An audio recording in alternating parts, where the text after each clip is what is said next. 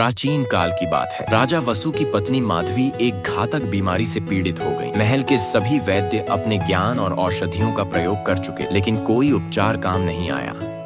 माधवी दिन ब दिन दुर्बल होती जा रही थी।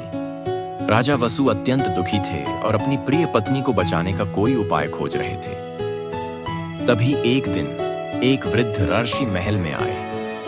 उन्होंने राजा से कहा, हे राजन, इस संसार में केवल एक ही उपचार शेष है। देवताओं के वैद्य अश्विन कुमार इस रोग का इलाज कर सकते हैं, परंतु वे केवल घोर तपस्या से ही प्रसन्न होते हैं। राजा वसु ने बिना देर किए घने जंगल में जाकर कठोर तपस्या शुरू कर दी। उन्होंने अन्न जल त्याग दिया और केवल भगवान का ध्यान किया।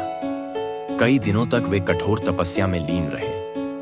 अंततः उनकी भक्ति से प्रसन्न होकर स्वर्ण रथ पर सवार अश्विन कुमार प्रकट हुए। उन्होंने कहा, हे राजन, हम तुम्हारी भक्ति से प्रसन्न हैं, बताओ क्या चाहते हो। राजा वसु ने हाथ जोड़कर विनम्रता से कहा, हे देव, मेरी पत्नी मृत्युशैया पर पड़ी हैं, कृपया उन्हें स्वस्थ कर दें। अश्विन कुमारों ने दिव्य जड़ी बूटियों से बना अमृत निकाला और माधवी को पिलाने का आदेश दिया।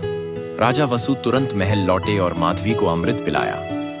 कुछ ही क्षणों में उनके शरीर में नवजीवन आ गया। उनकी आंखें चमक उठी और वे पूरी तरह स्वस्थ हो गईं। राजा वसु ने कृतज्ञता से अश्विन कुमारों को प्रणाम किया और कहा, हे देव, आपकी कृपा से मेरी पत्नी पुनः जीवन प्राप्त कर सकी। मैं सदा आपका आभारी रहूंगा।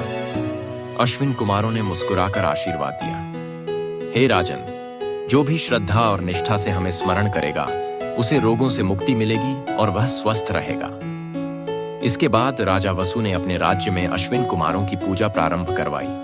तब से लोग दीर्घायु के लिए उनकी आराधना करने लगे।